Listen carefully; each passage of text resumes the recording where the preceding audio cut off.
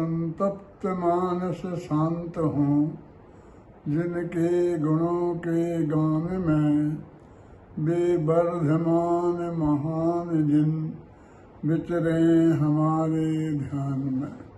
पूज्य गुरुदेव श्री आध्यात्मिक सतपुरुष कांजी स्वामी के अनन्य शिष्य और पंडित कैलाश चंद जी के सुपुत्र श्री पवन कुमार जी जैन बहुत ही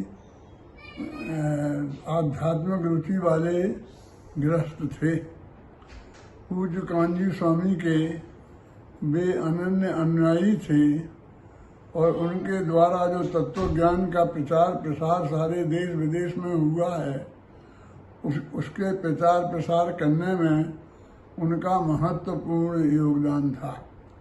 उनके द्वारा निर्मित मंगलायतन नामक संस्था ने बहुत ही नाम कमाया है, बहुत अच्छा काम किया है और एक दर्शनीय तीर्थ स्थल का निर्माण किया है।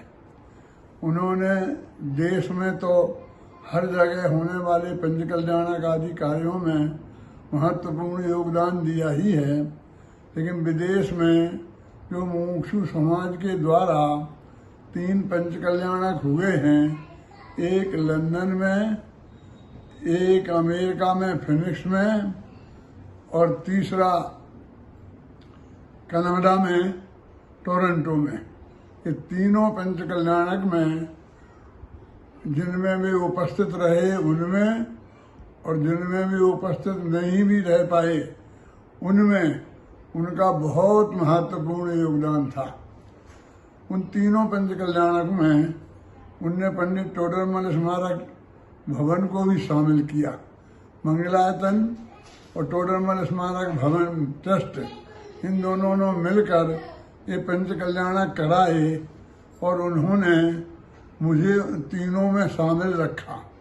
साथ में उन्होंने ये भी किया कि मुझसे पहले ही कहा कि डॉक्टर साहब आपका रोजाना एक व्याख्यान अवश्य होगा, और उन पंच कल्याणकों में मेरा व्याख्यान हुआ और वे बहुत ही प्रभावनापूर्ण तरीके से तीनों पंच कल्याणक संपन्न हुए।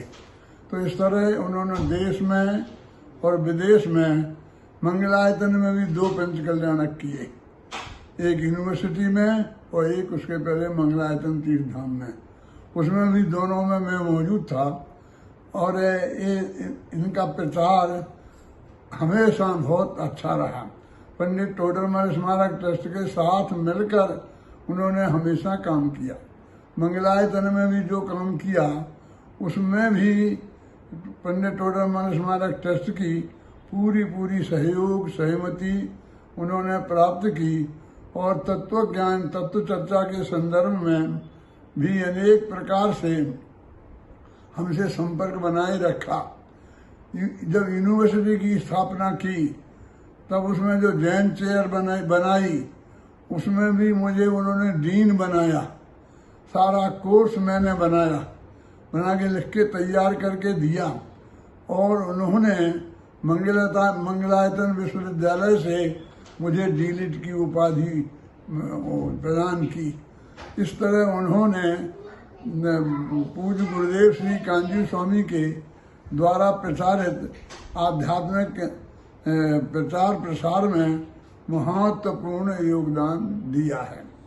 अंत में किसी ने उनको ये बता दिया था कि वो उनकी मृत्यु की तारीख नक्की कर दी थी कि फला तारीख को आपका स्वर्गवास हो जाएगा। वो आज से लगभग 2-3 साल पहले की घटना है और उसकी वजह से उन्होंने विद्वानों को बार बार बुलाया अपने पास और उनसे बहुत तत्व ज्ञान का लाभ लिया।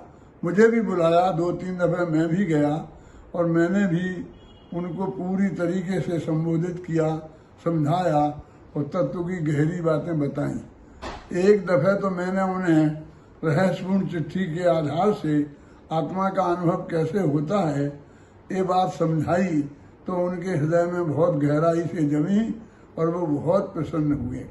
और भी 2-3 दफ़े मैं उनके यहाँ गया, 8-8 दिन उनके पास साथ रहा और उनसे गहरी तत्व चर्चा की और विद्वानों से भी, कल्पना बेन से और विद्वानों से उन्हें बुलाकर उसका पूरा पूरा लाभ लिया। उन्हें तत्व ज्ञान के प्रति असीम प्रेम था। आत्मा के कल्याण करने की पूरी पूरी भावना थी और तत्व ज्ञान को जन जन तक पहुंचाने की भी पूरी भावना थी। न केवल भावना थी, उस दिशा में उन्होंने सक्रिय प्रयत्न किया। उनके चले जाने से मुमुक्षु समाज की बहुत बड़ी हानि हुई है। अब उनके स्थान की पूर्ति किसी से संभव नहीं है, लेकिन धीरे धीरे समय मैं देखता हूँ कि हमारे सारे सहयोगी चले गए हैं, जो हमारी उम्र के थे, हमारे लेवल के थे, हमारे से चर्चा वार्ता करके विचार विमर्श में बहुत महत्वपूर्ण योगदान देते थे। वो ऐसे विद्वान, ऐसे मुमुक्षु श्रावकगण बहुत गए हैं और उनमें ये पवन कुमार जी भी एक थे, जिनकी जो क्षति हुई है उसकी पूर्ति संभव नहीं है। वे जहाँ भी गए हैं वो निश्चित रूप से अच्छी जगह गए हैं और उनका भविष्य सुख शांति में रहे और वे निरंतर तत्व का अभ्यास करते रहें। ऐसी मंगल भावना के साथ मैं अपनी बात समाप्त करता हूँ।